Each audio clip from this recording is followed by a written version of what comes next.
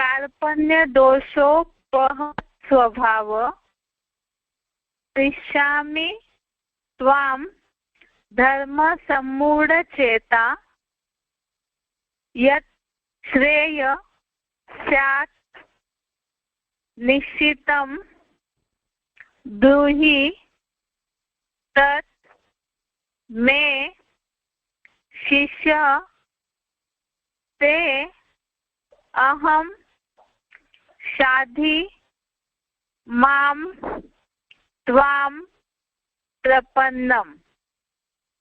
एक बार दोबारा संधि विषय देखते हैं। कार्पण्य दोषोपहत स्वभाव पृच्छामि त्वां धर्म सम्मूढ़ चेता यत् श्रेय स्यात् निश्चितं ब्रूहि तत् मे शिष्य ते अहम शाधि मां त्वां प्रपन्नम। इसका शब्दार्थों का अर्थ देखते हैं।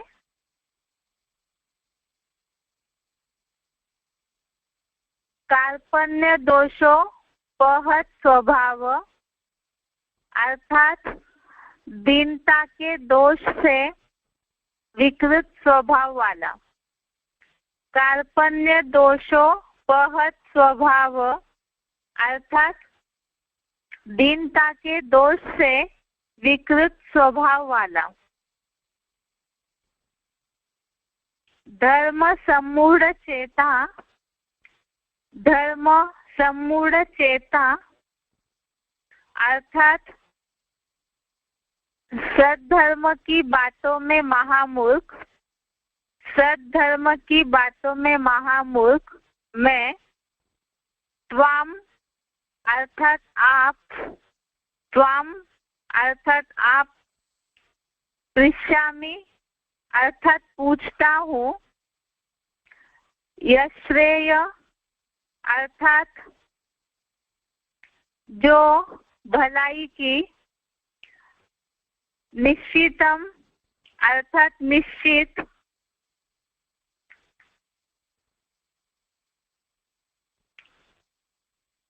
स्यात् तन्मे, स्यात् तन्मे अर्थात हो वह, ब्रूहि अर्थात बताइए, अहम अर्थात मैं,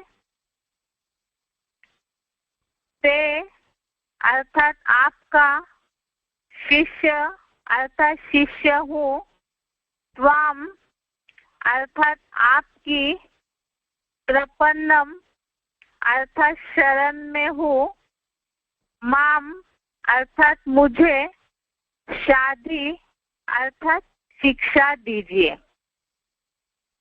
एक बार फिर से शब्दों का अर्थ। कार्पण्य दोषोपहत स्वभाव अर्थात दीनता के दोष से विकृत स्वभाव वाला।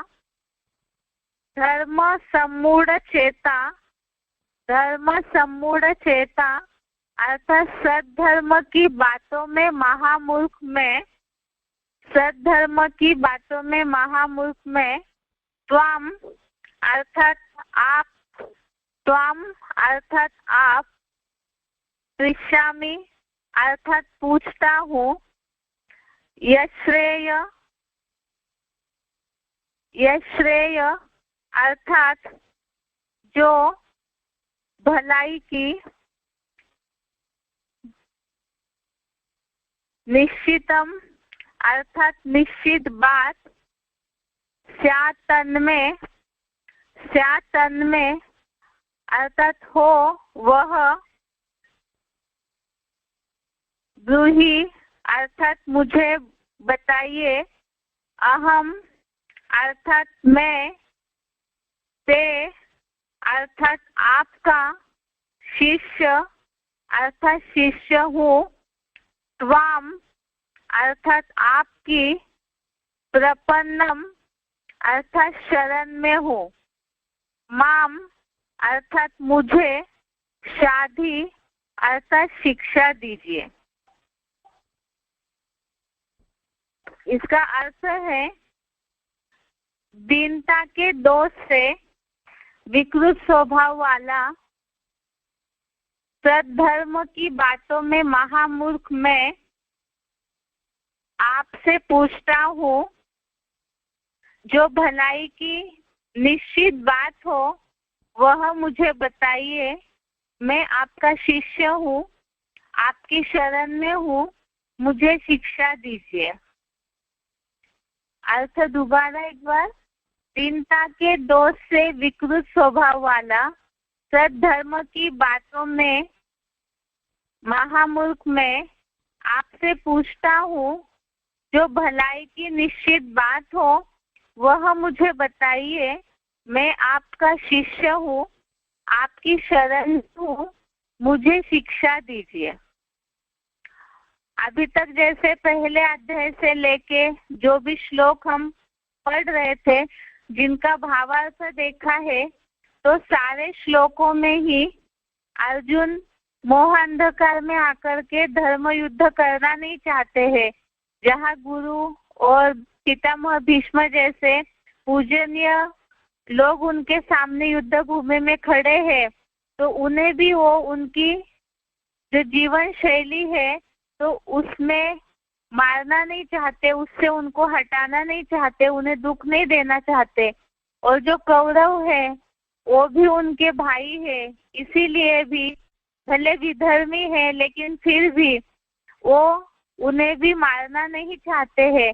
और ऐसे सभी को दुख देकर या मार करके अर्जुन को न स्वर्ग का राज्य चाहिए, ना ही वो किसी का विकल्पों का खून बहाना चाहते हैं, ना ही ऐसा जो संकल्पों का खून बहकर जो रक्त से सने हुए भोग है या सुख है, ऐसा राज्य भी उनको नहीं चाहिए।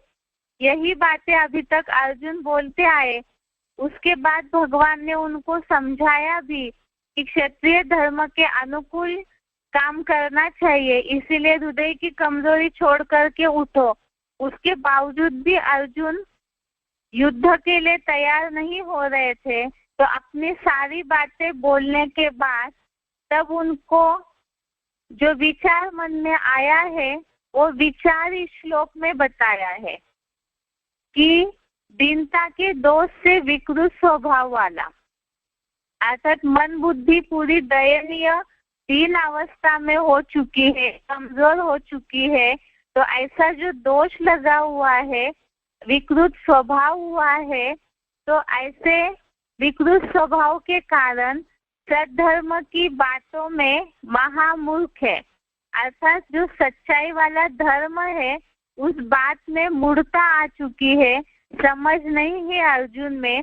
इसीलिए वो भगवान से पूछ रहे हैं कि जो मेरे लिए भलाई है, इस धर्म अधर्म के युद्ध में मुझे क्या करना चाहिए। उन्होंने अपनी सारी बातें बताई कि वो किन किन बातों में पाप समझ रहे हैं, जिसके लिए उनको स्वर्ग भी नहीं चाहिए, भले कौरव मार दे। लेकिन ये सारा बोलने के बाद अर्जुन के मन में जो बात आई वो उन्होंने बताई कि मैं तो महामूर्ख हूँ धर्म कर्म की बातों में, इसीलिए जो भलाई की बात है वो मुझे बताइए। मैं आपका शिष्य हूँ, आपकी शरण में हूँ, मुझे शिक्षा दीजिए। इसके पहले तो उन्होंने देहभान के कारण युद्ध अपना पुरुषार्थी रूपी धनुष भी छोड़ दिया था, युद्ध के लिए भी तैयार नहीं हो रहे थे। लेकिन सारा होने के बाद फिर उनके मन में ये बात आई और उन्होंने भगवान से ही डायरेक्शन पूछा कि उन्हें इस धर्म युद्ध में क्या करना चाहिए।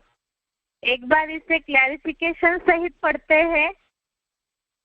नीचे गिरी हुई पापपूर्ण कलयुगी मन बुद्धि की, ये जो शब्द यहाँ लिखा है दीनता के दोष से विकृत स्वभाव वाला, तो ये दीनता का दोष या विकृत स्वभाव क्या है उसका अर्थ यहाँ बताया है। नीचे गिरी हुई पापपूर्ण कलयुगी मन बुद्धि, अर्थात कलयुगांत में जो हमने बेसिक कोर्स में पढ़ा है, बुद्धि तामसी हो जाती है। देहभान के कारण, देहभान की धूल मन बुद्धि पे चढ़ने के कारण सही निर्णय नहीं ले पाती है बुद्धि। तो ऐसी जो देह के संबंधियों के भान में, अनेकों के संग के रंग में जो गुरुजन है, द्रोणाचार्य है, कौरव सेना वाले है, सबके प्रति मोह अंधकार के कारण बुद्धि नीचे गिर गई है। तो ऐसे नीचे गिरी हुई पापपूर्ण कलयुगी मन बुद्धि की दीनता के दोष से स्वभाव विकृत हो चुका है। विकृत अर्थात विपरीत कृति, अर्थात उल्टा हो चुका है स्वभाव। जिस तरह से सही दिशा में कल्याण के लिए सोचना चाहिए, सत्य का साथ देने के लिए धर्म के बारे में सोचना चाहिए, वो सोच नहीं पा रहा है। तो इसीलिए अर्जुन ने ये बात बोली, सद्धर्म कर्म। सद्धर्म अर्थात सच्चा धर्म अर्थात धारणा। तो जहाँ सत्यता की धारणा हो तब ही सत्य कर्म हो सकता है। और इस बात में ही सद्धर्म कर्म की बातों में महामूर्ख मैं अर्थात अर्जुन आप त्रिकालदर्शी भगवान से पूछता हूँ।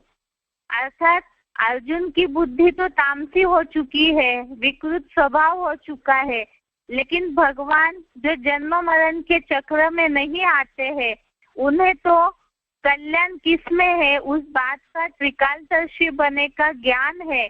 इसीलिए ये बात बोली कि आप त्रिकालदर्शी भगवान से पूछता हूँ, मेरे लिए अर्थात अर्जुन के लिए जो भलाई की सद्धर्मा अनुकूल, अर्थात सद्धर्म के लिए अनुकूल, सद्धर्म के अनुसार जो बात है वह निश्चित बात हो, वह मुझे बताइए।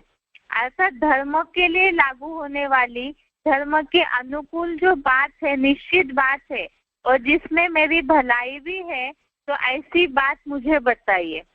मैं आपका शिष्य हूँ, हर प्रकार से आपकी शरण में हूँ, मुझे शिक्षा दीजिए।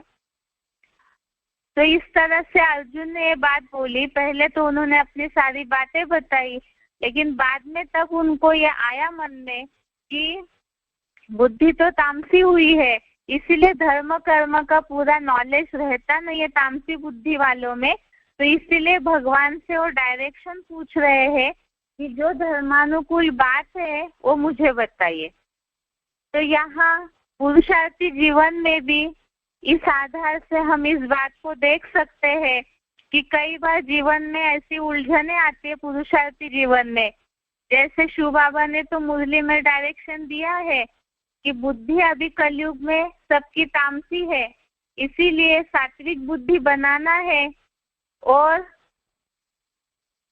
जो मूल वर्षा है, ज्ञान में चलते चलते सुख शांति का वर्षा, जीवन में रहते रहते ही सुख और शांति में जीवन हो, तो उसका आधार क्या है? वो तभी हो सकता है जब कदम कदम पर श्रीमत लेंगे।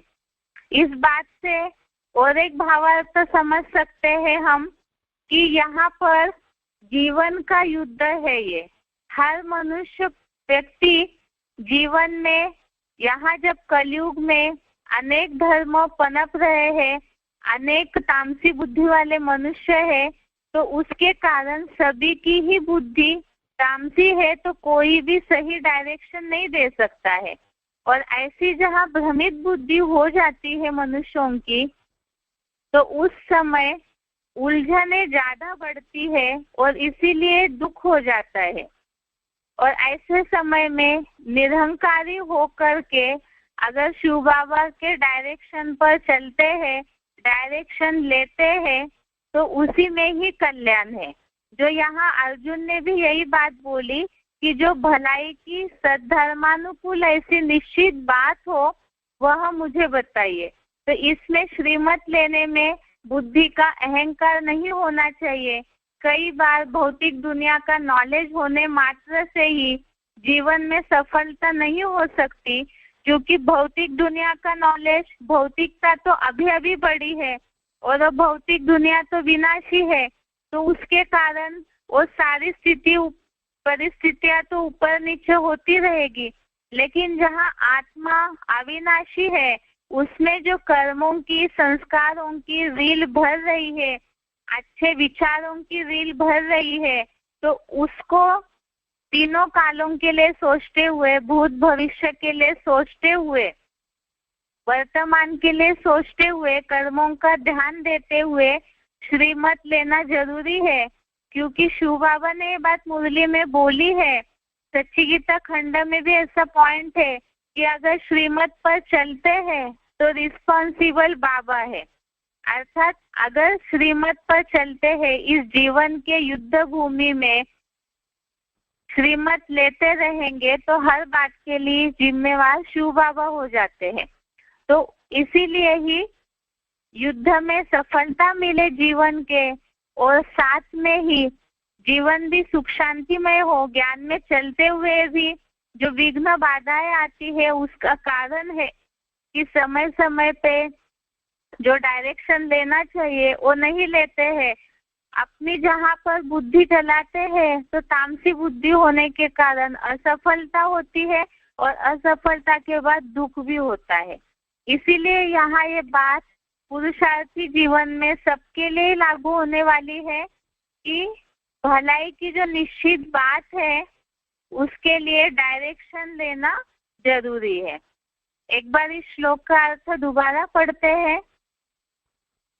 नीचे गिरी हुई पापपूर्ण कलयुगी मन बुद्धि की, दीनता के दोष से विकृत स्वभाव वाला, सद्धर्म कर्म की बातों में महामूर्ख मैं आप त्रिकालदर्शी भगवान से पूछता हूँ, मेरे लिए जो भलाई की सद्धर्मानुकूल ऐसी निश्चित बात हो वह मुझे बताइए। मैं आपका शिष्य हूँ, हर प्रकार से आपकी शरण में हूँ, मुझे शिक्षा दीजिए। तो इसका भावार्थ हमने सार में समझा है कि कलयुग अंत में, कलयुग में अनेकों के संग के कारण दीनता के दोष से स्वभाव विकृत हो जाता है, और ऐसा विकृत विपरीत स्वभाव होने के कारण सद्धर्म कर्म की बातें समझ में नहीं आती है कि कौन सी सही धारणा है जिस आधार से सच्चा कर्म हो सकता है। उस बात में सभी महामूर्ख हो जाते हैं, जिसके लिए हमने बेसिक कोर्स में भी ये श्लोक पढ़ा है कि यहाँ कलयुग में बड़े बड़े विद्वान, पंडित, बड़े बड़े जो लोग हैं, वो भी कर्मों की थ्योरी के बारे में चकरा जाते हैं। तो इसी तरह यहाँ भी यही बात आई कि सद्धर्म कर्म की बातों में महामूर्ख मैं आप त्रिकालदर्शी भगवान से पूछता हूँ, क्योंकि भगवान जो जन्म मरण के चक्र में नहीं आते, तो इसीलिए वो देहभान में भी नहीं आते, ना ही कोई बातें भूलने का सवाल है। तो उन्हें तीनों कालों का ज्ञान भी है और वो कल्याणकारी भी है। इसीलिए अर्जुन ने ये बात बोली कि मेरे लिए जो भलाई की सद्धर्मानुकूल ऐसी निश्चित बात है वह मुझे बताइए। मैं आपका शिष्य हूँ, हर प्रकार से आपकी शरण में हूँ, मुझे शिक्षा दीजिए, अर्थात मुझे डायरेक्शन दीजिए या श्रीमत दीजिए कि इस जीवन के युद्ध में कैसे सफल हो सकते हैं। इस श्लोक का एक बार उच्चारण और अर्थ सुनते हैं। कार्पण्य दोषो वहत स्वभाव, पृच्छामि त्वां धर्मसम्मूढचेता, यच्छ्रेयस्यान्निश्चितं ब्रूहि तन्मे, शिष्यस्तेऽहं शातिमान् त्वां प्रपन्नम्। नीचे गिरी हुई पापपूर्ण कलियुगी मन बुद्धि की दीनता के दोष से विकृत स्वभाव वाला, सद्धर्म कर्म की बातों में महामूर्ख में आप त्रिकालदर्शी भगवान से पूछता हूँ, मेरे लिए जो भलाई की सद्धर्मानुकूल ऐसी निश्चित बात हो वह मुझे बताइए। मैं आपका ही शिष्य हूँ, हर प्रकार से आपकी शरण में हूँ, मुझे शिक्षा दीजिए। कार्पण्य दोषो वहतः स्वभावः पृच्छामि त्वां धर्मसम्मूढचेता यच्छ्रेयस्यान्निश्चितं ब्रूहि तन्मे शिष्यस्तेऽहं शातिमां त्वां प्रपन्नम्।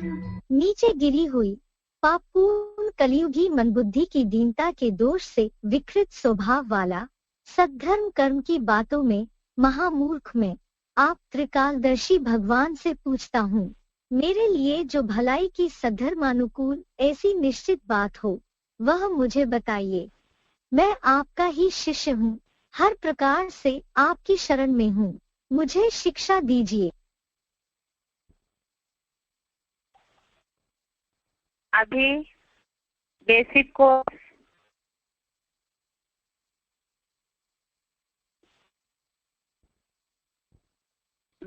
कोर्स में संस्कार के टॉपिक में अभी तक हमने ये बात समझी है, कड़े संस्कारों को मिटाने का तरीका है अव्यभिचारी याद। और अव्यभिचारी याद के लिए मन तुरंत ही एकाग्र नहीं होता है। एक संग में बुद्धि जुड़ने के लिए तुरंत ही मन एकाग्र नहीं होता है। तो बताया कि यज्ञ सेवा करनी चाहिए, क्योंकि जिसके यहाँ यज्ञ सेवा करेंगे, जैसे प्राइम मिनिस्टर की सेवा करते हैं तो उनकी याद जरूर आएगी। तो इसी तरह से ईश्वर की जो यज्ञ सेवा है वो करेंगे तो मन अपने आप उधर खींचता रहेगा। उसके अलावा जो समय बचता है तो उसमें बताया कि जो तू करता है, खाता है, देता है, पीता है, उमंग उत्साह से यज्ञ सेवा करता है, तप करता है, वो सारा मेरे लिए अर्पण कर। अर्थात यज्ञ सेवा के अलावा भी कर्मेंद्रियों से अन्य जो भी कर्म करते हैं वो भी ईश्वर अर्पण हो, ईश्वर की याद में ही करते रहे। तो और इंद्रियों से माना 24 घंटे के समय में हर समय का जो भी कर्म है वो परमात्मा की याद में ही अगर करते हैं, उन्हीं के लिए अर्पण करके करते हैं, तो ऑटोमेटिकली ही हर तरह से ही एक संग में ही बुद्धि जाएगी। जो समझा हमने कि अगर एक रंग पक्का चढ़ जाता है ईश्वर का, कोई और तरह बुद्धि का आकर्षण खींचेगा ही नहीं। तो इसीलिए ही एक संग में ही पक्की बुद्धि जानी चाहिए, तो और रंग नहीं लगेगा। इसके लिए हमने सिलेक्टेड पॉइंट समझा था। अध्याय 3 का 9वें श्लोक का, अध्याय 3 का श्लोक नंबर 9 का, VCD 2560, VCD 2560 का सिलेक्टेड पॉइंट कल समझा था, जिसमें ये बात बताई कि यज्ञ सेवा में ही अगर मन लगा रहे, जो समझा है कि यज्ञ सेवा के अलावा दूसरे जो कर्म है वो सारे ही नरक लोक के कर्म बंधन है। इसीलिए दैहिक आसक्ति को छोड़ उस अविनाशी रुद्र यज्ञ अर्थ कर्म कर, जिसके लिए शिव बाबा ने उदाहरण दिया था कि जो भी हम कर्म करते हैं उसका जो फल निकलता है वो सारा अपने लिए नहीं रखना है। इसका मतलब ये नहीं है कि जो गृहस्थी चल रही है, बीबी बाल बच्चों को पाल रहे हैं, तो उन्हें भूखा भी नहीं मारना है, लेकिन जो कुछ बचता है वो बचा हुआ जो है वो यज्ञ में अर्पण करेंगे। तो जहाँ हमारा तन होगा वहाँ हमारा मन होगा, जहाँ हमारा धन होगा वहाँ हमारा मन होगा। इसके पहले वाले सिलेक्टेड पॉइंट्स में भी हमने इस बात को समझा कि याद और सेवा परस्पर से, सेवा जिनकी करेंगे तो उनकी याद जरूर आएगी, और जो सर्विसेबल बच्चे हैं उन्हें परमात्मा खुद याद करते हैं। उसके अलावा हमने 151 नंबर का 151 नंबर का सिलेक्टेड पॉइंट भी समझा था, जिसमें ये बात बताई थी कि सब कुछ तन मन धन सब कुछ अगर ईश्वरीय कार्य में लगाते रहेंगे या ये समझते रहे कि हम पूरा ईश्वरीय सेवा में ही है, तो ऑटोमेटिकली ही बुद्धि में ईश्वर की याद आती रहेगी। अब इतना संग के रंग के लिए, अव्यभिचारी याद के लिए बातें बताई कि कहीं भी मार्जिन नहीं छूटना चाहिए कि कहीं और रंग हमें लगे। अर्थात कर्मों में तो आ रहे हैं, संग तो कर रहे हैं, जो हिसाब किताब है वो पूरा करते हुए भी मन बुद्धि जो है वो पूरी तरह से ईश्वर की याद में ही लगी रहे, तो ऐसी जो अव्यभिचारी याद की तेज अग्नि है उससे पाप भस्म हो सकते हैं। अभी यहाँ बात ये है, जिज्ञासुओं को इतनी सारी बातें समझाई, कई जिज्ञासु ऐसे भी है जो बहुत ईश्वरीय भक्ति में लीन है, भक्त है और कर्मों का भी बहुत ध्यान देते हैं। बहुत ऐसे लोग भी है दुनिया में जिनकी चलन अच्छी होती है, मैनर्स भी बहुत अच्छे होते हैं, लेकिन पूरी तरह से उन्हें सात्विक देवत्व वाले जो संस्कार है वो तो नहीं कहेंगे। कई बार भौतिक दुनिया के लोगों में ये और कॉन्फिडेंस रहता है या तो स्वाभिमान इस बात का रहता है कि हमारा तो सब कुछ ठीक है, हम अपने जीवन में पूरी तरह सुखी है, लेकिन ये पूछना है कि क्या पूरी तरह से संस्कार परिवर्तन हो चुके हैं। कलयुग अंत में हर मनुष्य कहीं ना कहीं अपनी कोई ना कोई कमी के कारण परेशान जरूर रहते हैं, जिस कारण जीवन में पूरी तरह जो सफलता होनी चाहिए, कर्मों में ही तो सफलता होनी है, तो वो सफलता नहीं मिलती है। अर्थात पूरी तरह संस्कार परिवर्तन नहीं हुए हैं, तभी तो कहीं ना कहीं मनुष्य कभी ना कभी अपने जीवन में असफल रहते हैं। तो इसीलिए बात जिज्ञासुओं से पूछना जरूरी है कि इस तरह भगवान की याद से जन्म जन्म के पाप कर्म और संस्कार भस्म हो जाते हैं, चलन में सुधार आता है।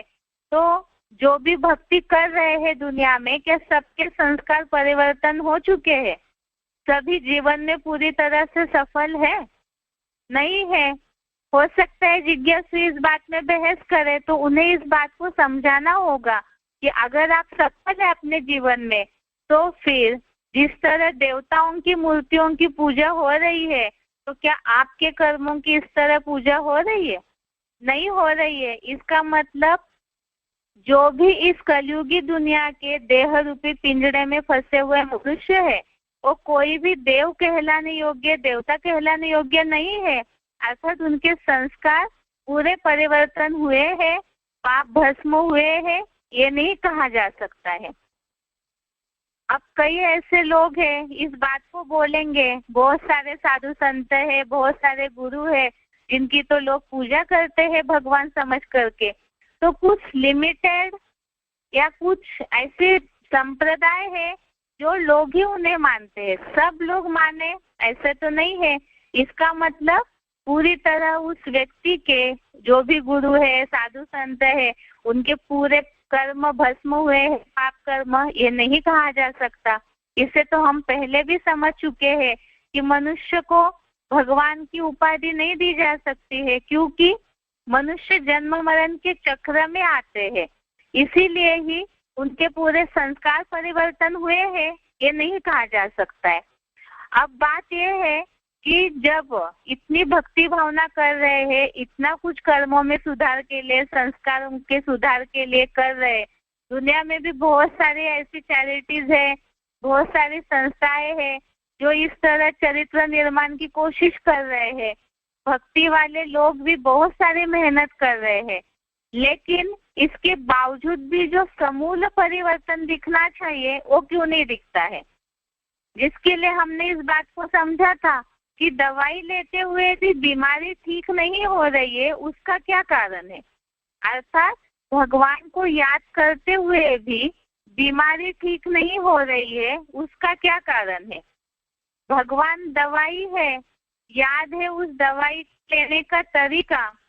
तो अगर पूरी तरह से जीवन में सुधार नहीं आ रहा है, संस्कार नहीं बदल रहे हैं, तो इसका क्या कारण हो सकता है?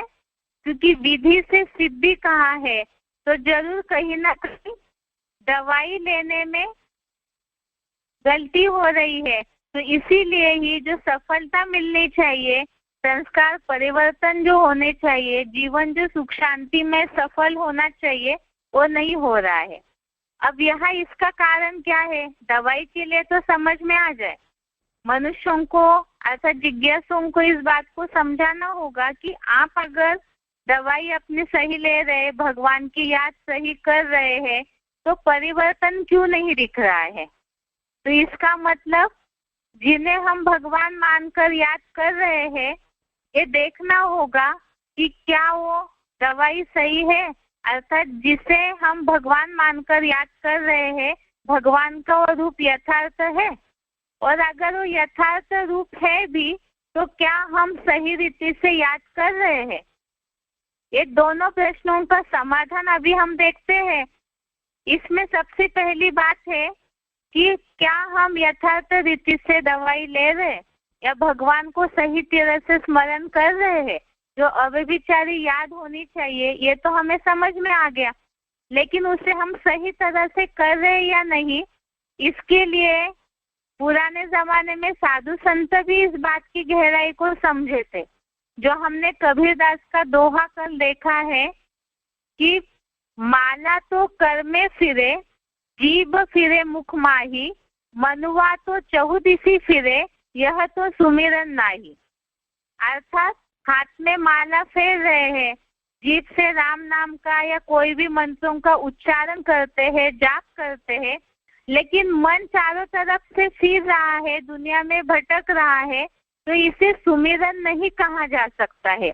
ये भगवान की याद है ही नहीं। क्यों नहीं है?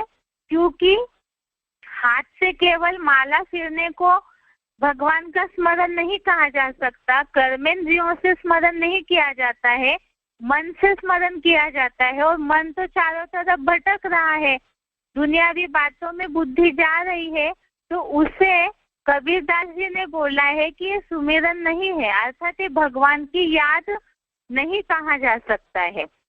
तो क्यों ऐसे बोला है? भगवान की याद सही रीति से क्यों नहीं आती है? उसका क्या कारण हो सकता है? हम देखते हैं कि जिनसे हमने संबंध जोड़ा है, जैसे देह के संबंधी है, जिनसे प्राप्ति होती है, सुख मिलता है, जो मन की बातों को हल्का करते हैं, दुखों के लिए थोड़ा सा सांत्वना देते हैं, तो ऐसे देह के संबंधी संपर्क जो भी है, जिनसे स्नेह जुड़ा हुआ है, प्राप्तियां जुड़ी हुई है अल्पकाल की, उनके याद के लिए कोई स्थान समय निश्चित नहीं किया जाता है। जितना ही उनसे स्नेह जुड़ा होगा, प्राप्ति का भान होगा, तो सहज याद आते हैं, और जितना सहज याद आएंगे उतना निरंतर होगा। अब देह के संबंधियों के लिए तो ये बात लागू है कि कोई विधि नहीं अपनाई जाती है, कोई पूजा पाठ करके मंत्रोच्चारण करके देह के संबंधी आदि को याद नहीं किया जाता है। अब भगवान जो सुख शांति का दाता है, सब जानते हैं कि भगवान सुख देते हैं, सारी प्राप्तियां करा सकते हैं, तो अगर ऐसे है भी तो फिर उनकी याद से सब मिलता है, तो फिर भी भगवान की याद क्यों नहीं ठहरती है? इसका क्या कारण हो सकता है?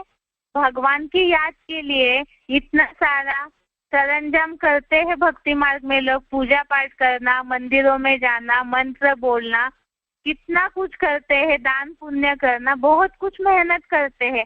इतना होने के बावजूद भी जो सफलता मिलनी चाहिए, याद जो भगवान की निरंतर होनी चाहिए, वो क्यों नहीं ठहरती है? इसका मतलब जरूर भगवान को सही रीति से जानते नहीं है। अब जैसे कोई माँ है, अपने बच्चे को याद करने के लिए उसे उसकी रूपरेखा वगैरह किसी से पूछनी नहीं पड़ती है, क्योंकि अपने बच्चे से इतना ज्यादा स्नेह रहता है कि उसका पूरा हुलिया, उसके गुण, उसकी बातें सब जानती है। अब भगवान जो सबके लिए ही सुख देने वाले हैं, दुखों को हरने वाले हैं, तो उन्हें याद करने में मेहनत क्यों लग रही है? क्योंकि उसे पूरी तरह से यथार्थ रीति से हम कोई जानते ही नहीं है। अब ये बात तो जिज्ञासु मानेंगे नहीं, कि हम जानते नहीं है भगवान को। कईयों को ऐसे होता है, जो कल भी बताया था कि कई ऐसे हैं जो भक्ति मार्ग में कुछ ना कुछ अनुभूति कर लेते हैं, भौतिक दुनिया के हिसाब से थोड़ी बहुत दान पुण्य से प्राप्ति हुई तो सोचते हैं कि हमें भगवान मिल गया। लेकिन इस बात को जिज्ञासुओं को क्लियर करना जरूरी है कि अल्पकाल की, एक आध दिन की कोई भौतिक प्राप्ति हुई, वर्तमान समय के लिए कोई थोड़ी सी प्राप्ति हुई, तो केवल उसी में संतुष्ट हो जाना ये जरूरी नहीं है कि ये भगवान की प्राप्ति है।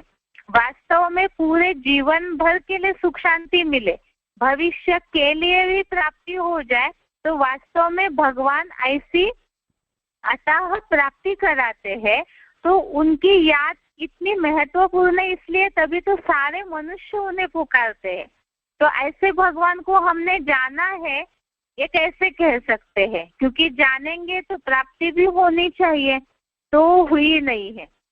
इसी के लिए ही अब इतने सारे साधु संत है, वेद ग्रंथ आदि है, सब कुछ पढ़ लिया, कईयों ने मार्गदर्शन किया भगवान प्राप्ति के रास्ते का, उसके बावजूद भी हमने भगवान को नहीं जाना, ये कैसे कहा जा सकता है?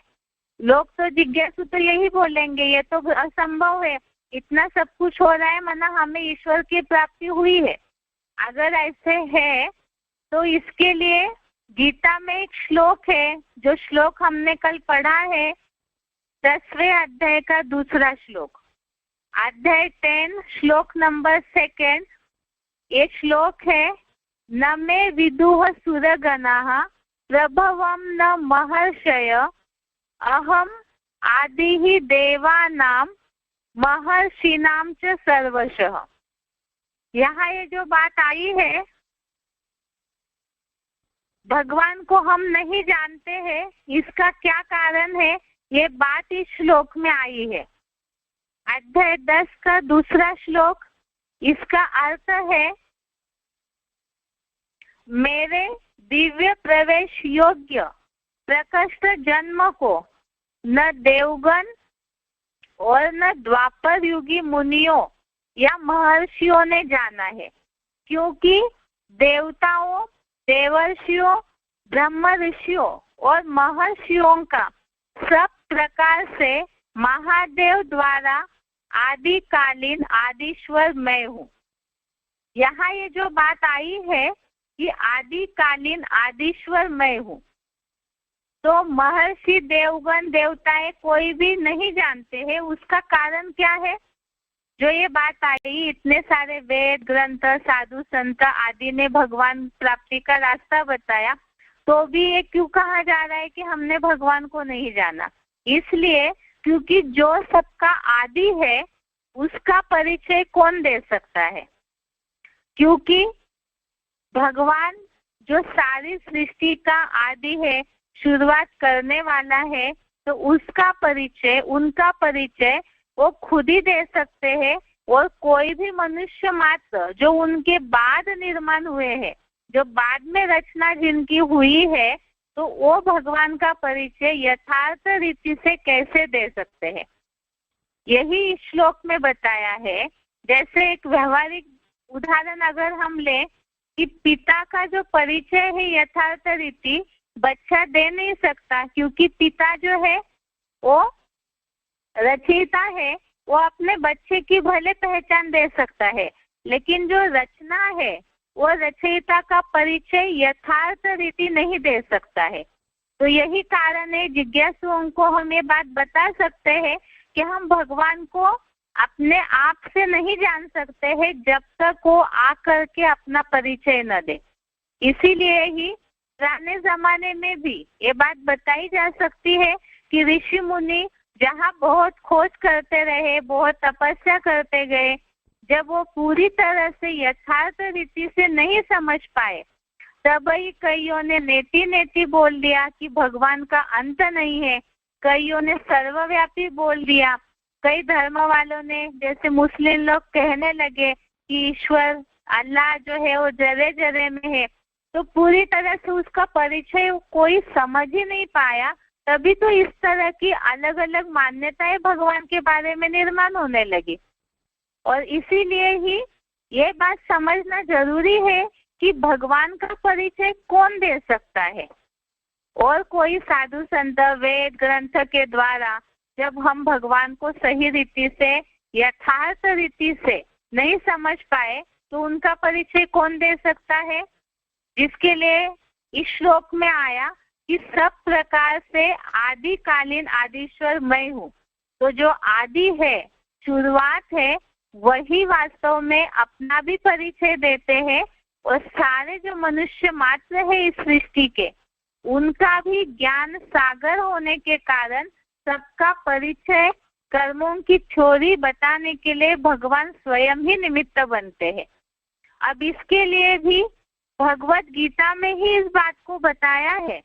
इसे गीता के आधार से समझते हैं कि भगवान को कौन जानते हैं और उनका परिचय कौन दे सकता है।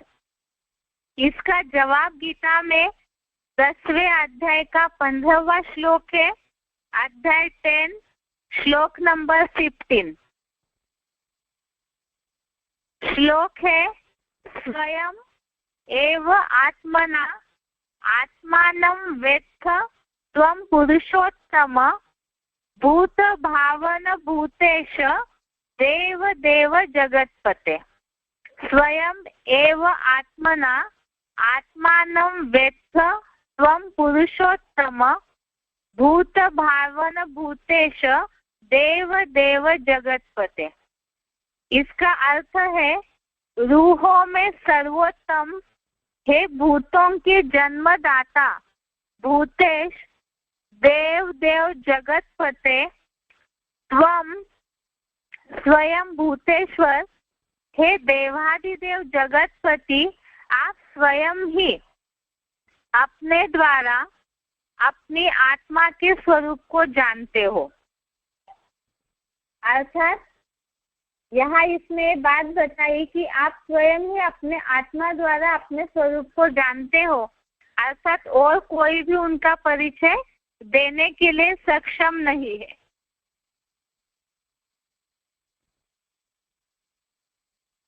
इसको एक बार क्लैरिफिकेशन से ही देखते हैं, जिसमें बताया है कि रूहों में सर्वोत्तम शिव बाबा हे भूतों के सूक्ष्म शरीरी पार्ट के जन्मदाता भूतेश, अर्थात तो भूतनाथ है, देव देव जगतपते, त्वम स्वयं भूतेश्वर हे देवादिदेव जगतपति, आप स्वयं प्रवेशनीय अजन्मा अगर्भा होने कारण ही अपने मुकर्रर अर्जुन सो आदम रथ द्वारा अपनी आत्मा के स्वरूप को जानते हो। अर्थात यहाँ बताया कि भगवान कोई मनुष्यों की तरह गर्भ से जन्म नहीं लेते हैं, और स्वयं प्रवेशनीय अजन्मा अगर्भा होने के कारण अपने द्वारा ही, अर्थात मुकर्रर अर्जुन तो आदम रथ द्वारा अपनी आत्मा के स्वरूप को जानते हो। अर्थात जिस तन का वो आधार लेते हैं उनके द्वारा ही ईश्वर के पार्ट को समझा जा सकता है, जिसके लिए मुरली में पॉइंट आया है। मुरली तारीख है 8 अक्टूबर 68, मुरली डेट है 8 अक्टूबर 68। पॉइंट है, वह सद्गुरु स्वयं ही आकर अपना परिचय देते हैं। वह सद्गुरु स्वयं ही आकर अपना परिचय देते हैं। दूसरी बात बताई कि बाप के सिवाय बाप का परिचय कोई दे न सके, क्योंकि बाकी सभी देव दानव ऋषि मुनि जन्म मरण चक्र में आने से पूर्व जन्मों को भूल जाते हैं। तुलसीदास ने भी रामायण में यही कहा है, सोई जानई यही देहु जनाई, जानत तुम ही हुई जाई। अयोध्या कांड में तुलसीदास ने जो रामायण लिखा है उसमें अयोध्या कांड में ये बात आई है। इसके लिए बताया कि आदम और खुदा यह दोनों बेहद के बापों की बात है। तो इससे ये बात समझाई जा सकती है कि ईश्वर को अभी तक कोई क्यों नहीं समझ पाए, इसलिए क्योंकि वो अजन्मा और अगर्भा है, प्रवेश करके पार्ट बजाते हैं, इसीलिए उनका परिचय वो खुद ही आकर देते हैं। कोई भी मनुष्य जो जन्म मरण के चक्र में आते हैं वो कोई भी ईश्वर का परिचय दे नहीं सकते हैं। अब इसके लिए बात है कि यहाँ ईश्वर का परिचय कैसे और कब जान सकते हैं। ये बात बताई कि भगवान आकर के अपना परिचय देते हैं। अब वो अपना परिचय देते हैं, लेकिन सारे मनुष्यों को इस बात का कैसे पता चलेगा और उन्हें जानना भी क्यों जरूरी है, उससे क्या फायदा होगा। कई तो ये कहेंगे कि हम बाद में देखेंगे, या तो क्या जरूरी है सब जानने की, या भगवान आया हुआ है, ये सारी बातों को कैसे माना जाएगा, उन्हें कैसे देखा जा सकता है। बहुत सारे जिज्ञासुओं के प्रश्न रहते हैं। अगर निश्चय बुद्धि होते हैं तो ये सारी बात जो है वो मन में निर्माण होना स्वाभाविक है। तो भगवान को कब और कैसे जान सकते हैं, तो इसके लिए भगवान का आने का जो समय है वो तो गीता के आधार से समझा जाता है। और इसके लिए बताया कि वो भगवान इस सृष्टि पर कलयुग के अंत में आते हैं, और वो समय ही अभी का है, जो सृष्टि की हालत अभी चल रही है उस अनुसार ही जो हम अभी तक समझते आए कि उसी आधार से भगवान अभी इस सृष्टि पर आ चुके हैं और वो अपना परिचय स्वयं ही दे रहे हैं। वो परिचय उनका प्राप्त करने से ही जो अभी तक हम आत्मा के टॉपिक में समझते आए कि मन, बुद्धि और संस्कार का परिवर्तन, संपूर्ण परिवर्तन तभी हो सकता है जब हम भगवान को यथार्थ रीति से जानेंगे, और इसीलिए ही उनको जानना जरूरी है। और वो अपना जब स्वयं परिचय देते हैं तो उसमें बताया है कि गुप्त वेश में सतयुग रचने आए शिव भगवान, अब तो जाग जाग इंसान। अर्थात कई लोग ये कहेंगे कि नहीं हम बाद में सुनते हैं, अभी तो समय नहीं है, लेकिन ये बोला हुआ है, दुनिया में भी कहा जाता है कि जब ब्रह्मा जी भाग्य बांट रहे थे तब सोए हुए थे क्या। तो इसीलिए ही वो भाग्य बनाने का, या जो अपने मन, बुद्धि, संस्कार रूपी कर्मों को सुधारने का अभी समय है। भगवान से जुड़ करके वो अपना भाग्य जो है वो बना सकते हैं। और उन्हें पहचानने के लिए क्या करना होगा, उन्हें पहचानने के लिए ही जो बताया जाता है कि स्थूल नेत्र जो है वो तो भौतिक दुनिया को, विनाशी दुनिया को देख सकते हैं।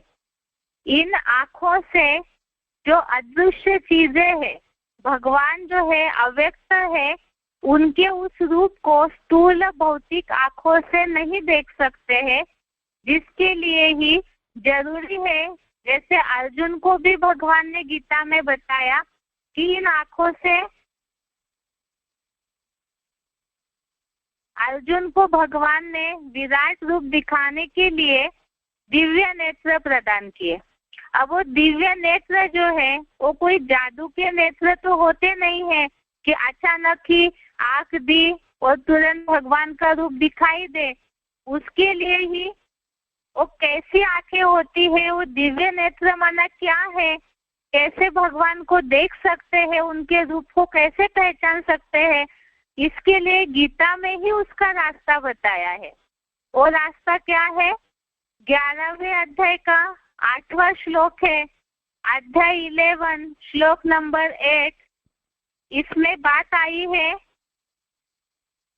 न तु माम शक्य से द्रष्टुम अन्येन एव स्वचक्षुषा दिव्य ददामि ते चक्षु पश्य मे योगम ऐश्वरम।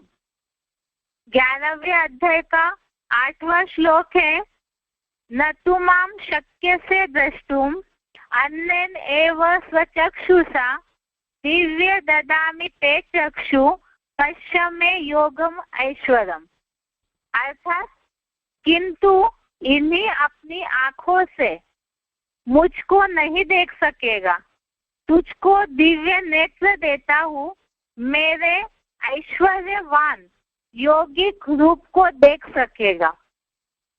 इसमें यह बात आई है कि किंतु इन्हीं आंखों से, अर्थात ये जो भौतिक आंखें है, जो देह के पंचभूतों में, ये जो पिंजरा है देह का, इसमें जो आंखें मिली हुई है, इससे भगवान के उस रूप को नहीं देख सकते हैं, इसीलिए दिव्य नेत्र देता हूँ, जिससे भगवान के उस ऐश्वर्यवान यौगिक रूप को देख सकेगा। अब इसे क्लैरिफिकेशन सही समझते हैं कि वो दिव्य नेत्र माना होता क्या है। किंतु इन्हें अपनी इन आंखों से मुझ इस देह में स्थित विराट रूप को नहीं देख सकेगा, तुझको दिव्य बुद्धि की एडवांस सच्ची गीता वाला तीसरा ज्ञान नेत्र देता हूँ, जिससे मेरे 84 जन्मों के भी ऐश्वर्यवान यौगिक ऊर्जा संपन्न हीरो पार्टधारी रूप को देख सकेगा। यहाँ जो बात आई है, मेरे 84 जन्मों के भी ऐश्वर्यवान यौगिक ऊर्जा संपन्न हीरो पार्टधारी रूप को देख सकेगा, जो हमने पहले श्लोक में देखा कि वो अगर्भा अजन्मा है, इसीलिए ही जो 11वें अध्याय में ही शब्द आया है प्रवेशुम, अर्थात प्रवेश करने योग्य है। तो जिस हीरो पार्टधारी में परमात्मा या सदाशिव ज्योति प्रवेश करके कार्य करते हैं, तो 84 जन्मों से भी बड़ा, अर्थात 84 जन्मों में तो कहीं ना कहीं उस हीरो पार्टधारी में परसेंटेजली देहवान आता है, लेकिन उससे भी ऊंचा ये संगम युगी, जिसमें जिस समय में परमात्मा इस सृष्टि पर आते हैं, तो ऐश्वर्यवान और योग ऊर्जा वाला संपन्न रूप से, लेकिन उसे देखने के लिए क्या जरूरी है, तो जिसके लिए बताया कि तुझको दिव्य बुद्धि की एडवांस सच्ची गीता वाला तीसरा ज्ञान नेत्र देता हूँ। अर्थात दिव्य बुद्धि कैसे मिलेगी? जो एडवांस सच्ची गीता ज्ञान को तीसरा नेत्र है, उसके द्वारा ही, उस दिव्य नेत्र से ही भगवान के उस रूप को समझा जा सकता है और देखा जा सकता है, जिसके लिए बताया इन्हीं अपनी आंखों से मुझ इस देह में स्थित विराट रूप को नहीं देख सकेगा। इसीलिए बताया कि इन भौतिक आंखों से उस ईश्वर के रूप को नहीं देख सकते हैं, तब ही अर्जुन को दिव्य बुद्धि का तीसरा ज्ञान नेत्र दिया, जिसके लिए गीता में एक बात और आई है, जो श्लोक है ज्योतिषाम अपि तत् ज्योति, उस श्लोक में ये बात आई है कि वो ईश्वर ज्ञान के द्वारा ही जानने योग्य है, ज्ञान की ज्योति है और वो ज्ञान के द्वारा ही जाना जा सकता है। इसीलिए ही वो ज्ञान का दिव्य नेत्र भगवान जो है वो आकर के अर्जुन, जो नंबरवार अर्जुन है, उनको देते हैं। और इसीलिए ही भगवान का वो ज्ञान, कई ऐसे समझेंगे इतनी सारी बातें समझना क्यों जरूरी है, मन क्यों चंचल हुआ, बुद्धि क्यों तामसी हुई, उसे सात्विक क्यों बनाना है, संस्कारों में सुधार आना क्यों जरूरी है, तो इतनी सारी बातें सुनना समझना क्यों जरूरी है, भगवान को समझना क्यों जरूरी है, ताकि कर्मों में परिवर्तन आए, और परिवर्तन आएगा, बुद्धि सात्विक होगी, तभी जीवन सफल होगा। और इसीलिए वो करने के लिए ही भगवान दिव्य बुद्धि का ज्ञान का तीसरा नेत्र देते हैं। और उसके द्वारा हम क्या समझ सकते हैं, उससे क्या फायदा होगा, ये जो ज्ञान है इससे हमें क्या क्या मिल सकता है, तो इससे हमें सच्चाई की जानकारी मिलेगी। बुद्धि पर जो अनेक मत मतांतरों का, अनेक संघ के रंग की धूल चढ़ी हुई है, जिसके कारण जो बोला है कलयुगांत में सब झूठ दिखाई दे रहा है, इस दुनिया में अज्ञान अंधकार ही है, जिसे ज्ञान समझा जा रहा है, भौतिक सुखों को, भौतिक विज्ञान के नॉलेज को, वो वास्तव में विनाशी है। सच वो होता है जो कभी विनाश नहीं होता है, और ऐसे सच्चाई की, सृष्टि के तीनों कालों की जानकारी भगवान आकर के देते हैं। वो सच्चाई है कि आत्मा क्या है, वो अजर अमर अविनाशी क्यों है, कैसे बनती है, परमात्मा क्या है, उनका क्या राज है, ये सृष्टि के तीनों कालों का क्या राज है, ये सारी बातें भगवान आकर के अभी दे रहे हैं। अर्थात ही वो ज्ञान का तीसरे नेत्र के द्वारा ये सारी बातों का नॉलेज देते हैं।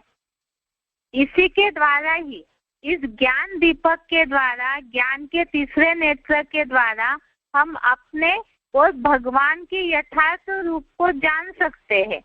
और जब जानेंगे, जैसे बताया इसके पहले हमने समझाया जिज्ञासुओं को, भगवान को यथार्थ रीति नहीं समझ रहे हैं, तभी उनकी निरंतर याद नहीं हो रही है, और निरंतर याद नहीं हो रही है तो संस्कार नहीं सुधर रहे। तो इस नॉलेज के द्वारा ही भगवान को यथार्थ रीति से याद कर सकते हैं, स्मरण कर सकते हैं, और जिसके द्वारा ही मन, बुद्धि और संस्कारों को, आत्मा को सात्विक बनाया जा सकता है। जब पूरी तरह से सात्विक बनेगी आत्मा, सच्ची हो जाएगी, जो ज्ञान प्रकाश मन बुद्धि में उपजने लगेगा, तो उससे ये बात गीता में आई है कि जहाँ सात्विकता बढ़ेगी, हर इंद्रिय से ज्ञान प्रकाश उपजने लगेगा, निर्माण होने लगेगा, तो हर कर्म सात्विक होगा, जो अपने लिए ही सत्संकल्पों की सुखदायी सृष्टि बनेगी, और साथ में हमारे संपर्क में आने वालों के लिए भी हम सुखदायी बनेंगे। दुनिया में तो लोग आजकल, बहुत ऐसे लोग होते हैं दुनिया में जो सोचते हैं हमारे कारण किसी को दुख नहीं मिलना चाहिए, लेकिन उसका रास्ता नहीं जानते हैं। तो वो रास्ता यही है कि ना हम दुखी हो, ना हम औरों को दुखी करें। तो उसका रास्ता है कि आत्मा जब भगवान को यथार्थ रीति जानेगी तो सात्विक बनेगी, और उस ज्ञान प्रकाश से ही हम भी सुखी हो सकते हैं और औरों को भी सुखी कर सकते हैं। तो इसी तरह से इस सारे काल चक्र को भी साथ ही साथ राज को, सृष्टि काल चक्र जो है, इसके तीनों कालों के रहस्यों को जानने से इस समय का महत्व जो है वो भी हमें समझ में आएगा कि अभी कौन सा महत्वपूर्ण समय चल रहा है। क्योंकि अभी जो समय चल रहा है वो हर मनुष्य अपने जन्म जन्मांतर के लिए श्रेष्ठ तकदीर या श्रेष्ठ भाग्य नून कर सकता है।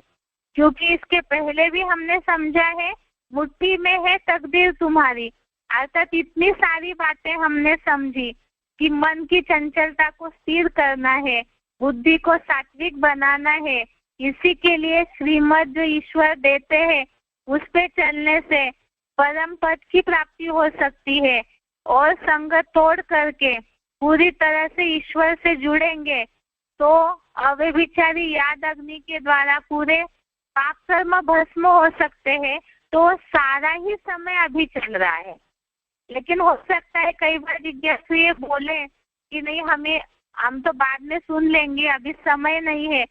लेकिन ये बताना है जरूरी कि अगर अभी ऐसे कहते हैं कि अभी समय नहीं है, हम अभी बिजी है, तो दुनिया में तो सब जानते हैं कि जब मृत्यु देवता सामने खड़ी हो जाती है तो सबको सब कुछ छोड़ करके ऐसे ही निकलना पड़ता है। और दुनिया में तो सब मृत्यु इस चीज से डरते हैं। तो उस समय तो कितना भी समय न हो, कितना भी कोई बिजी हो, लेकिन मृत्यु ऐसी चीज है किसी के लिए नहीं रुकती है। और साथ में ही जब वो काल सामने खड़ा होगा तो कितना भी कुछ कमाया होगा, कितना मान मर्तबा, दुनियावी सुख कमाए होंगे, प्रॉपर्टी कमाई होगी, कुछ साथ नहीं जाता है। तो मन बुद्धि से जो कर्म किए होंगे संस्कारों के अनुसार, तो कर्म ही साथ जाते हैं। तो इसीलिए ही अभी ही समझना चाहिए, जब सही समय पे भगवान का परिचय मिल रहा है। अगर नहीं समझते हैं तो अभी नहीं तो कभी नहीं, अर्थात ही नुकसान हो जाएगा और बाद में फिर पछताना भी पड़ेगा। इसी के लिए ही एक जनरल पब्लिक से लिया हुआ सिलेक्टेड पॉइंट है। सिलेक्टेड पॉइंट का नंबर है 20। उसे सुनकर आज का ये श्लोक क्लास पूरा करते हैं। सिलेक्टेड पॉइंट का नंबर है 20। अपने हिंदुस्तान में तो भगवान का नाम सत्यम कहा ही जाता है। सत्य ही शिव है, शिव ही सुंदर, सुंदरता अति प्यारी, ये गीत भी बनाए हुए हैं। लेकिन क्रिश्चियंस लोग भी गॉड फादर को ट्रुथ मानते हैं। God father is truth. क्या है? सच्चाई को ही भगवान कहा जाता है। क्यों? क्योंकि भगवान तो बिंदी है। प्रैक्टिकल रूप में कोई बड़े फॉर्म में तो आता नहीं, बड़े रूप में तो आता नहीं। वो बिंदी है, गर्भ से जन्म लेता नहीं। वो जब बिंदी सृष्टि पर आती है तो सच्चाई सुनाती है किसी शरीर में प्रवेश करके। तो जो सच्चाई सुनाती है वो सत्य ज्ञान ही वास्तव में शिव का स्वरूप।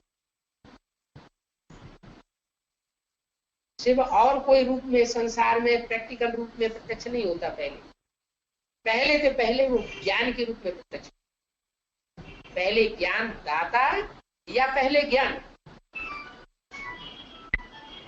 तो बिंदी है। इन आंखों से तो हम देख नहीं पाएंगे। जो सुप्रीम सोल शिव है वो इन आंखों से देखा नहीं जा सकता। अपनी आत्मा ही नहीं आंखों से देखी जा सकती।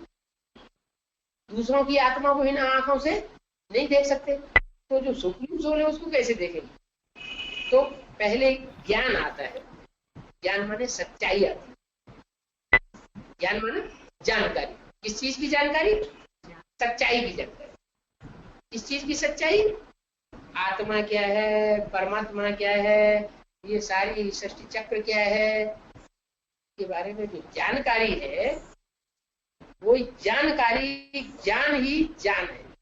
ज्ञान